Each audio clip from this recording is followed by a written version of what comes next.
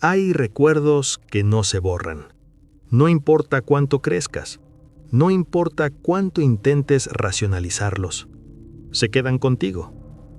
A veces regresan una vez al año, como una fecha marcada en el calendario que nadie más puede ver.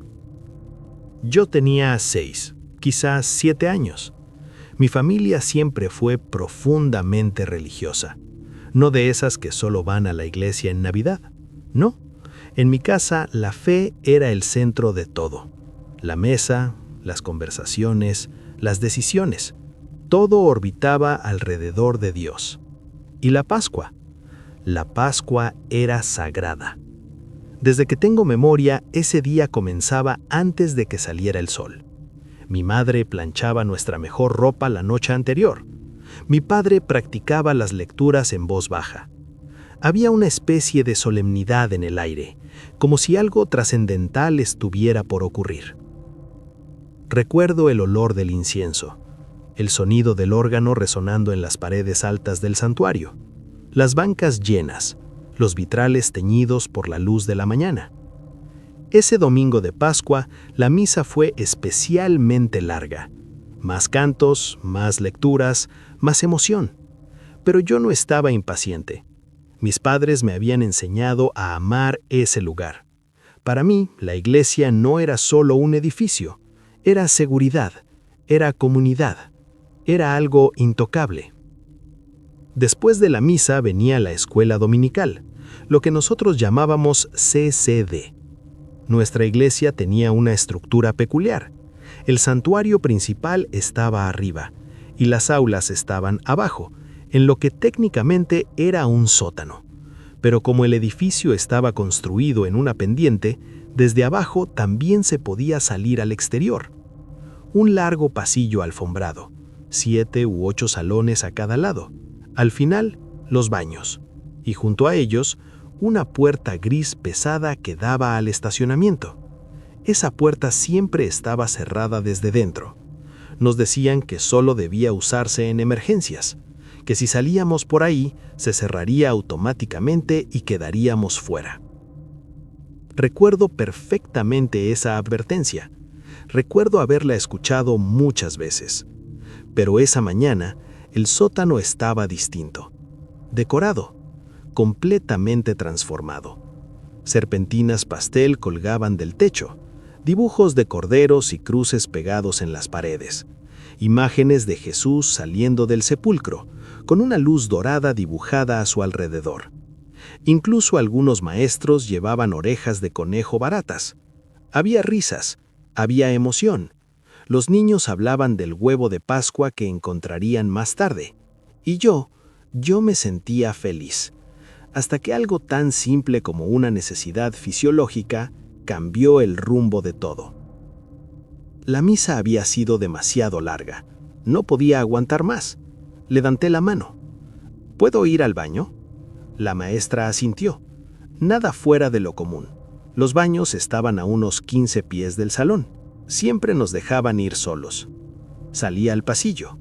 El sonido de las voces infantiles se fue apagando detrás de mí. El alfombrado absorbía mis pasos. El ambiente estaba tranquilo, demasiado tranquilo.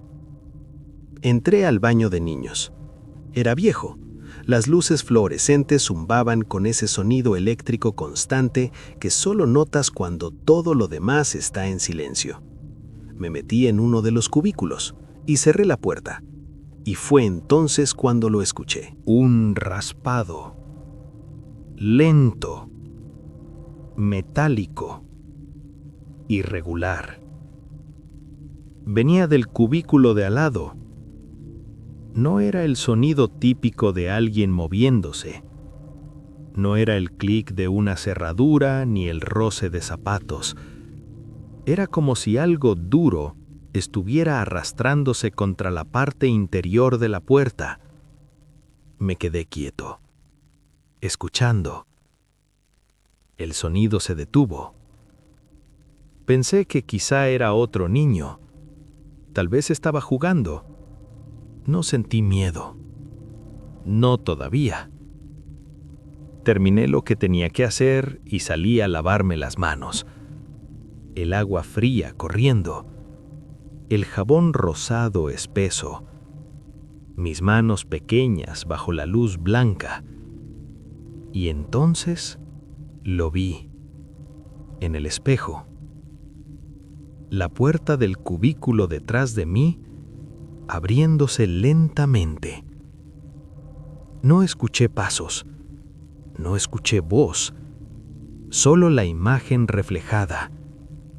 Y lo que salió de allí no fue un niño, fue un hombre vestido con un disfraz de conejo de Pascua. Las orejas largas caían hacia adelante, flácidas. El traje no era blanco brillante, era grisáceo, manchado, desgastado. Uno de los ojos del disfraz estaba cosido tuerto. El traje parecía viejo, como si no hubiera sido lavado en años. Se quedó medio inclinado fuera del cubículo, mirándome. Yo me giré y sonreí, porque en mi mente de 6 años aquello solo podía significar una cosa. Era el conejo de Pascua, en mi iglesia, en mi lugar seguro. ¿Cómo iba a tener miedo? Hola, creo que dije. Él no respondió, no de inmediato. Se quedó quieto, con la cabeza ligeramente ladeada, observándome. El silencio empezó a volverse incómodo, pero aún así lo interpreté como parte del juego, como parte de una sorpresa. Finalmente salió completamente del cubículo y levantó lentamente uno de sus brazos. Señaló hacia la puerta gris, y habló. Su voz estaba amortiguada por la máscara, grave, distorsionada. Pero recuerdo cada palabra. Eres el niño elegido. Tengo un regalo para ti afuera. Eres el niño elegido. Tengo un regalo para ti afuera. Recuerdo la sensación exacta que atravesó mi cuerpo en ese momento. No fue miedo, fue emoción, una emoción pura, infantil, ingenua. Ser el elegido, en una iglesia, en Pascua, el día de la resurrección. Todo encajaba perfectamente en mi mente de niño. No cuestioné nada, ni por un segundo, ni la puerta gris, ni las advertencias, ni el hecho de que jamás había visto al conejo de Pascua en el baño. Nada. Simplemente caminé hacia la salida. Empujé la puerta pesada y el aire frío de la mañana me golpeó el rostro. Recuerdo el sonido del metal cerrándose detrás de nosotros. Un clic seco. Pero en ese momento no significó nada para mí. El estacionamiento estaba casi vacío. La mayoría de los autos estaban al frente del edificio, donde entraban los feligreses. Aquí atrás solo había algunos vehículos dispersos, un contenedor de basura grande, unos arbustos desordenados. El conejo caminaba despacio. No saltaba, no hacía gestos divertidos, no decía nada. Simplemente avanzaba. Yo caminaba a su lado, esperando. Quizá un canasto lleno de dulces, quizá un huevo dorado, quizá algo especial solo para mí. Entonces noté algo. No llevaba nada en las manos, ni cesta, ni bolsa, ni nada que pareciera un regalo. Y sin embargo, seguí caminando. En algún momento tomó mi mano. Su guante era áspero, más rígido de lo que esperaba. No era suave ni mullido como imaginaba que sería el pelaje de un conejo mágico. Era incómodo. Pero incluso eso lo racionalicé. Pensé que así eran los disfraces. Caminamos hacia la esquina más alejada del estacionamiento. Y fue ahí cuando lo vi. Un coche, estacionado detrás del contenedor. lo suficientemente lejos como para no llamar la atención. Mi mente infantil empezó a notar pequeñas grietas en la fantasía. ¿Por qué tan lejos? ¿Por qué escondido? ¿Por qué no cerca de la iglesia? Y entonces, la puerta trasera del coche se abrió y salió otro conejo de Pascua. Me detuve. Literalmente me quedé congelado. Mi mano seguía en la suya, pero mis pies no avanzaron. Miré al primero, luego al segundo. Mi cerebro no sabía qué hacer con esa información. Había algo profundamente incorrecto en esa imagen. 2 conejos, ninguna sonrisa visible, ningún niño alrededor, ninguna música, nada festivo. El segundo conejo no saludó, no se movió con entusiasmo, solo se quedó allí, esperando. Y en ese instante, la magia se rompió. No puedo explicar exactamente qué cambió dentro de mí, pero algo lo hizo. La emoción se convirtió en incomodidad. La incomodidad en una sensación fría que me subía por la espalda. Fue como si mi instinto, que había estado dormido, finalmente despertara. Y justo cuando esa sensación comenzaba a tomar forma, escuchó un grito que aún hoy puedo escuchar con absoluta claridad. Agudo, desgarrador, lleno de terror. La señorita Sabrina. Ella estaba al otro lado del edificio, probablemente preparándose para la búsqueda de huevos, y nos vio. Nunca olvidaré su expresión, sus manos en la cabeza, el sonido de su voz quebrándose al gritar mi nombre. Todo ocurrió muy rápido después de eso. El conejo que me sujetaba soltó mi mano inmediatamente. Sin una palabra, sin dudar, corrió hacia el coche. El segundo ya estaba entrando. Las puertas se cerraron. Y yo corrí. Corrí hacia la señorita Sabrina con todo lo que mis piernas pequeñas podían dar. Sentí sus brazos rodeándome. Su cuerpo temblaba. Ella no dejaba de repetir, «Dios mío, Dios mío, Dios mío». Mientras me sostenía, miré por encima de su hombro y vi el coche salir del estacionamiento a toda velocidad. En ese segundo, estoy casi seguro, casi completamente seguro, que vi algo en el asiento trasero, una silueta pequeña, un rostro, un niño. No puedo jurarlo al 100%, pero mi mente siempre ha regresado a esa imagen, siempre. La policía llegó poco después.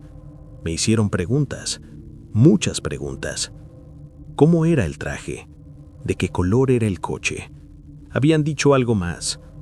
Yo respondí lo mejor que pude, pero tenía 6 años. Y los recuerdos a esa edad son como vidrio empañado.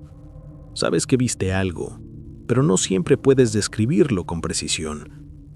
Mis padres estaban devastados. Mi madre lloró durante horas esa noche. Mi padre apenas habló. Creo que por primera vez entendieron lo cerca que habían estado de perderme. La investigación no llevó a nada. No hubo reportes de niños desaparecidos, no encontraron el coche, no identificaron a nadie. La teoría fue que alguien tenía acceso a la puerta trasera, que sabían que los niños iban solos al baño, que esperaron, y que yo fui el que tuvo la mala suerte de entrar en ese momento. O la buena suerte. Depende de cómo se mire. A veces pienso en el otro niño. Si realmente lo vi, si mi mente lo inventó para darle sentido a algo incomprensible, o si estaba allí, si estaba atrapado, si yo estuve a segundos de ocupar su lugar. Cada Pascua, cuando todo el mundo habla de resurrección, yo recuerdo lo cerca que estuve de desaparecer. Han pasado muchos años, ya no soy ese niño, pero hay algo que nunca volvió a ser igual. La sensación de que la iglesia era intocable, la idea de que el mal no podía cruzar ciertas puertas. Aprendí demasiado pronto que puede hacerlo, que a veces el peligro no se esconde en callejones oscuros, sino detrás de una sonrisa de felpa. Y cada Pascua, cuando todo el mundo habla de resurrección, yo recuerdo lo cerca que estuve de desaparecer.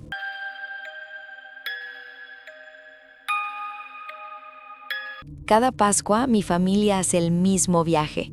Horas en carretera, campos interminables, señal de celular que aparece y desaparece como si el mundo moderno decidiera soltarnos poco a poco. Vamos a la casa de mi tío John, una casa enorme, demasiado grande para el lugar donde está construida. Se levanta sola en medio de un terreno abierto, y más allá solo hay bosque, bosque en todas direcciones, como si la casa estuviera rodeada por algo que respira en silencio. He ido muchas veces, pero nunca me he sentido cómoda allí. No porque algo malo haya pasado antes, sino porque siempre me siento fuera de lugar. Mi familia por ese lado es completamente distinta a mí. Cazan, pescan, hablan de estaciones, de animales, de tractores. Yo soy más de libros, más de ciudad, más de ruido constante. Allí el silencio es tan profundo que casi duele. La única persona cercana a mi edad es Kevin. Es un par de años mayor, más tranquilo que los demás. Siempre terminamos juntos durante las reuniones familiares, como si ambos supiéramos que somos una especie aparte dentro de ese mundo. Llegamos un viernes por la noche. Estaba agotada del viaje, así que me fui a dormir casi de inmediato. La mañana siguiente fue el típico caos festivo. Tías organizando comida, primos pequeños corriendo por los pasillos, risas que rebotaban en techos demasiado altos. Kevin y yo nos refugiamos en el sótano. Había una mesa de billar vieja, nada más, sin televisión, sin distracciones, solo música baja desde su celular y conversaciones sobre dramas familiares que ninguno de los dos realmente tomaba en serio. Fue ahí cuando empezó a hablar del bosque. No como quien habla de árboles, sino como quien habla de algo especial. Dijo que se extendía por millas, que casi nadie caminaba lo suficiente para ver lo que realmente había. Usó una palabra que se me quedó grabada. Es mágico. Me reí. Para mí el bosque siempre ha sido solo bosque, pero había algo en la forma en que lo decía, como si hubiera secretos. Más tarde, no sé exactamente cómo, terminó convenciéndome. Vamos a dar una vuelta, dijo, y yo acepté, no porque quisiera explorar, sino porque estaba muriendo de aburrimiento. Le avisamos a mi tío John. Él siempre ha sido relajado. Nos dijo que no nos alejáramos demasiado. Kevin tomó la delantera cuando salimos. Cruzamos el patio y al entrar al bosque sentí el cambio inmediato. La temperatura bajó, el aire se volvió más húmedo, el sonido del viento se volvió distante. Había un sendero natural, no marcado oficialmente, pero claramente transitado. Kevin caminaba con seguridad. Yo iba unos pasos detrás, observando todo. Las ramas parecían entrelazarse demasiado arriba. La luz se filtraba en haces delgados. Había algo opresivo en ese lugar. No peligroso, pero sí observador. Caminamos unos 20 minutos, quizá más. Le pregunté si estaba segura de que sabía regresar. Se rió. He venido aquí desde que era niño. Seguimos. El bosque parecía volverse más denso, más cerrado. Y entonces lo escuchamos. Un golpe. Seco. Fuerte. Me detuve. Kevin también. Silencio. Luego otro golpe. Rítmico. Como un martillo contra madera. Pausa. Golpe. Pausa. Golpe. No era un disparo. No era una rama cayendo. Era algo deliberado. Algo hecho por manos humanas, en medio del bosque. Kevin intentó explicarlo. Tal vez un cazador construyendo algo, pero su voz ya no sonaba tan segura. El sonido continuó unos segundos más, y luego se detuvo. El silencio que quedó fue más pesado que el ruido. Pregunté si deberíamos volver. Él dudó. Lo vi en sus ojos, pero la curiosidad ganó, y a mí también. Avanzamos hacia donde creíamos que provenía el sonido, más despacio, más atentos. Mi respiración parecía demasiado fuerte. Cada crujido bajo mis zapatos me hacía tensarme. Entonces, Kevin se detuvo de golpe. Extendió el brazo frente a mí. Pensé que había visto a alguien, pero señaló hacia arriba. Seguí su dedo y tardé unos segundos en comprender lo que estaba viendo. 3 árboles, altos, y en cada uno una cruz invertida, clavada, muy arriba, demasiado arriba para alcanzarla sin una escalera. La madera era oscura, reciente, no estaba podrida, no era algo viejo abandonado, era intencional. Sentí que el estómago se me hundía. No soy particularmente religiosa, pero sabía lo suficiente como para entender el simbolismo. Eso no era decoración, no era arte, era un mensaje. Y antes de que pudiéramos reaccionar, sentí algo, movimiento, a mi derecha. Giré la cabeza y lo vi, un hombre, de pie, observándonos. Al principio pensé que mi mente estaba exagerando, que solo eran ramas, pero no eran ramas, eran cruces, pequeñas, hechas con 2 palos amarrados con cuerda vieja, colgadas en las ramas altas. Había muchas, demasiadas, algunas nuevas, otras desgastadas por el clima, balanceándose ligeramente como si nos observaran. Sentí un escalofrío recorrerme la espalda. ¿Ves eso?, susurré. Kevin no respondió de inmediato, solo miraba hacia arriba, contando, analizando, como si estuviera intentando entender algo que no encajaba en su recuerdo del bosque, porque esto no estaba antes. Lo sabía por su expresión. Avanzamos unos pasos más, y fue peor. No eran solo cruces en los árboles. En el suelo había marcas, la tierra removida en pequeños montículos alineados. No grandes, no profundos, pero demasiado uniformes para ser naturales. No dije la palabra, pero la pensé. Tumbas. Kevin empezó a caminar más rápido, como si necesitara comprobar algo. Yo dudé en seguirlo, pero quedarme sola ahí no era una opción. Caminamos unos metros más, y entonces lo vimos. Un claro, no muy grande. En el centro había una estructura improvisada, madera clavada formando algo parecido a un marco rectangular, y sobre él más cruces, algunas con nombres escritos en pintura roja, nombres borrados por el tiempo, otros apenas legibles. Sentí que el aire se volvía más pesado, como si el bosque nos estuviera presionando. «Esto no estaba aquí», dijo Kevin. Ya no sonaba curioso, sonaba nervioso, muy nervioso. Me acerqué un poco más. No quería hacerlo, pero algo me empujaba. Una mezcla de miedo y necesidad de confirmar que todo tenía una explicación. Entonces lo vi. Uno de los nombres. Mi apellido. No completo, pero lo suficiente para reconocerlo. Mi corazón empezó a latir con fuerza. Demasiada fuerza. Kevin. Él ya lo había visto. Su expresión cambió. No era confusión, era reconocimiento. Y eso fue peor. «Tenemos que irnos», dije. Pero antes de que pudiéramos movernos, escuchamos el golpe. Otra vez. Fuerte, seco, madera contra madera.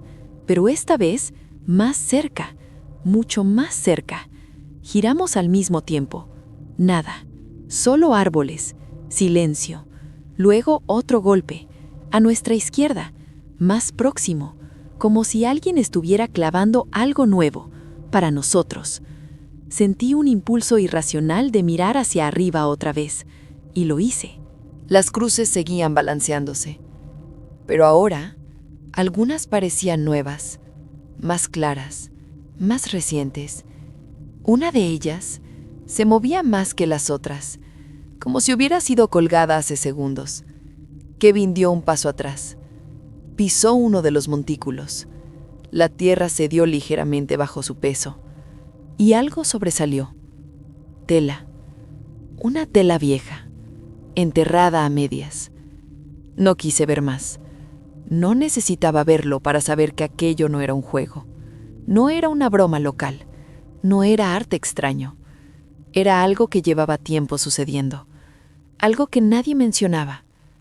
Otro golpe, justo detrás de nosotras. Esta vez escuché el crujido de pasos, lentos, deliberados. No corrimos de inmediato. Ese fue nuestro error. Nos quedamos paralizadas, esperando ver a alguien salir de entre los árboles. Pero nadie apareció, solo el sonido. Un paso, crujido, otro, más cerca. Kevin me agarró del brazo, y entonces corrimos, sin mirar atrás, sin seguir el sendero, solo en línea recta. Las ramas nos golpeaban la cara, las raíces casi nos hacían caer, y aún así sentía que algo nos seguía. No lo veía, pero lo sentía. El bosque ya no parecía el mismo lugar por el que habíamos entrado.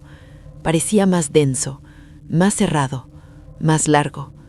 Corrimos durante lo que se sintió como una eternidad, hasta que vimos la cerca trasera de la propiedad. La saltamos casi sin pensar. Entramos al patio. El mundo volvió a ser normal, demasiado normal. Risas desde la cocina, olor a comida, música, como si el bosque no estuviera a menos de 100 metros. Kevin no dijo nada al entrar. Yo tampoco. Busqué con la mirada a mi tío John. Estaba junto a la parrilla, tranquilo, relajado. Le pregunté algo casual. ¿Siempre hay gente entrando al bosque? Su mirada cambió apenas, un segundo, y volvió a sonreír. El bosque siempre ha estado ahí, respondió. No contestó la pregunta. Esa noche no dormí.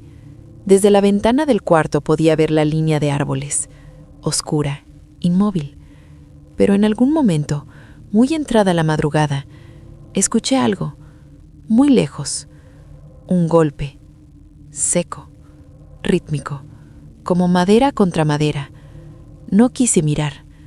A la mañana siguiente, Kevin actuaba como si nada hubiera pasado. Demasiado normal. Intenté mencionarlo. Las cruces, el nombre, los montículos. Me dijo que probablemente lo habíamos malinterpretado, que el bosque juega con la mente. Pero evitaba mirarme a los ojos. Y entonces lo noté. En su muñeca. Una marca roja, como si hubiera tenido algo atado allí. Una cuerda. No pregunté, pero lo entendí. Algunas personas conocen el bosque y otras forman parte de él. Nos fuimos ese domingo. Nunca volvimos a hablar del tema. Nunca regresé a esa casa. Pero a veces, cuando estoy sola en mi departamento en la ciudad, en medio del ruido constante del tráfico, escucho algo, muy leve, muy distante, un golpe, madera contra madera, rítmico, paciente, como si alguien siguiera clavando cruces y estuviera contando.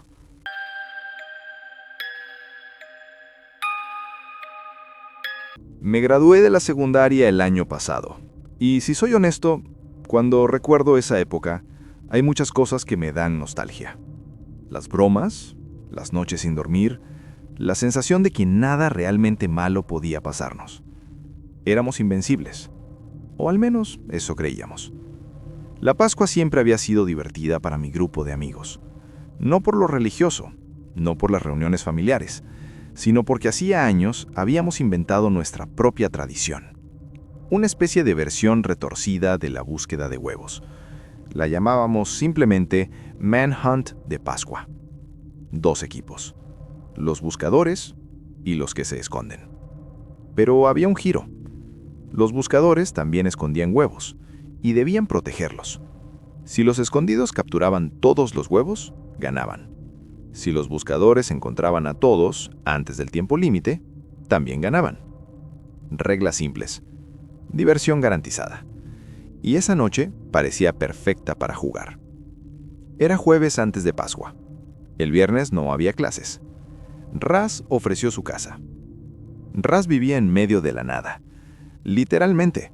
Su casa estaba rodeada de bosque por detrás. No un pequeño grupo de árboles. Un bosque real. Denso, profundo, oscuro incluso cuando había sol. Y lo mejor, sus padres estaban fuera hasta la noche siguiente. Estábamos en su sótano jugando videojuegos cuando Chuck dijo, «Deberíamos jugar esta noche». Todos aceptamos de inmediato. Reunimos linternas del garaje, usamos el celular de Jake para generar equipos al azar. Yo quedé con Chuck y Raz. Éramos los buscadores. Jake y Arthur se esconderían. El sol ya se estaba ocultando cuando salimos al patio trasero. Ese tipo de luz azulada, cuando aún puedes ver lo suficiente, pero las sombras ya empiezan a alargarse. Conocíamos el terreno. La cerca marcaba el límite al fondo, un arroyo delimitaba un lado y la pendiente hacia el terreno del vecino cerraba el otro. Activamos los temporizadores. 10 minutos para esconderse, 10 minutos para esconder nuestros huevos. El juego comenzaba cuando sonara la alarma. Recuerdo que mientras esperaba que el temporizador terminara, sentí esa emoción familiar, la adrenalina previa a la cacería. Cuando la alarma sonó, nos separamos. Yo me fui hacia la izquierda, a una zona más espesa del bosque. Apagué casi por completo mi linterna, cubriendo el asco en la mano, solo iluminaba el suelo unos segundos cada tanto para no tropezar. El juego era mejor así. Silencioso, sigiloso, real. Caminé despacio, escuchando. El crujido de hojas bajo mis zapatillas, el viento moviendo ramas altas, el sonido lejano del arroyo. Y entonces, lo vi. Una figura agachada detrás de un árbol, completamente quieta. Sonreí. Race, pensé. Siempre elegía lugares cercanos a los buscadores, creyendo que nadie sospecharía. Decidí sorprenderlo. Me agaché también. Comencé a rodear el árbol lentamente. Mi corazón latía con emoción. Cuando estuve lo suficientemente cerca, salté hacia adelante y lo toqué con fuerza en el hombro. ¡Te tomo! La figura giró y todo dentro de mí se congeló. No era Race, no era Jake, no era Arthur. Era un hombre adulto, cabello peinado hacia atrás, grasoso, ojos abiertos de par en par, demasiado abiertos, como si no parpadeara. Su ropa estaba sucia, rota, y el olor me golpeó como una pared. Alcohol, sudor viejo, algo más. No tuve tiempo de reaccionar. Me lanzó al suelo. El impacto me sacó el aire.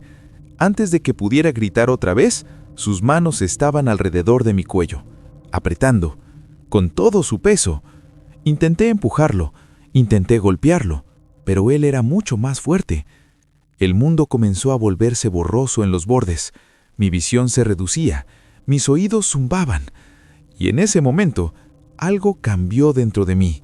No era miedo, era certeza. Certeza de que iba a morir ahí, en un juego, en el patio trasero de mi amigo, sin que nadie supiera realmente qué había pasado. Entonces, una luz, un haz de linterna rebotando entre los árboles detrás de nosotros. El hombre lo vio, lo sentía aflojar apenas. Giró la cabeza y sin decir una sola palabra, se levantó y corrió. Desapareció entre los árboles con una velocidad que no parecía humana. Yo me quedé en el suelo, jadeando, intentando llenar mis pulmones. El aire quemaba al entrar. Unos segundos después, Chuck llegó corriendo. Había visto parte del ataque. Me ayudó a levantarme. Yo quería perseguirlo, lo dije en voz alta, pero Chuck me miró como si estuviera loco. «No», dijo, «ni se te ocurra». Y tenía razón, pero aún no sabíamos lo peor. Chuck prácticamente me arrastró de regreso hacia la casa. Yo seguía mirando hacia atrás, esperando ver movimiento, esperando ver que ese hombre reapareciera entre los árboles. Pero el bosque había vuelto a la normalidad, demasiado normal. El viento movía las copas altas, las sombras parecían intactas, como si nada hubiera ocurrido, como si yo lo hubiera imaginado. Pero mi garganta ardía, y cada respiración era una prueba de que no había sido un juego. Chuck llamó al resto. Su voz sonaba diferente, más alta, más urgente. «¡Vuelvan a la casa, ahora!». Cuando todos regresamos al patio, mis manos aún temblaban. Les conté lo que pasó.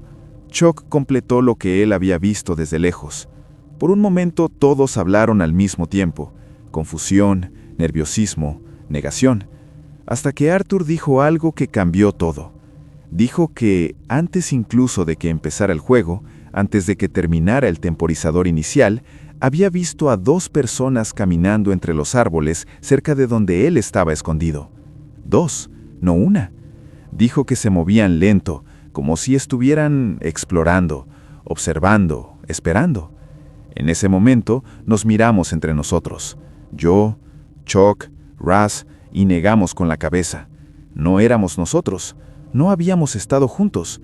No había forma de que hubiéramos llegado tan lejos en tan poco tiempo.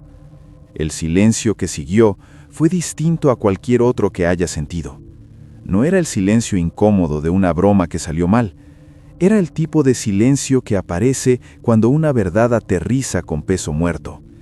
Había al menos 3 personas en ese bosque esa noche, una que me atacó, y 2 más que estaban allí antes de que siquiera empezáramos a jugar.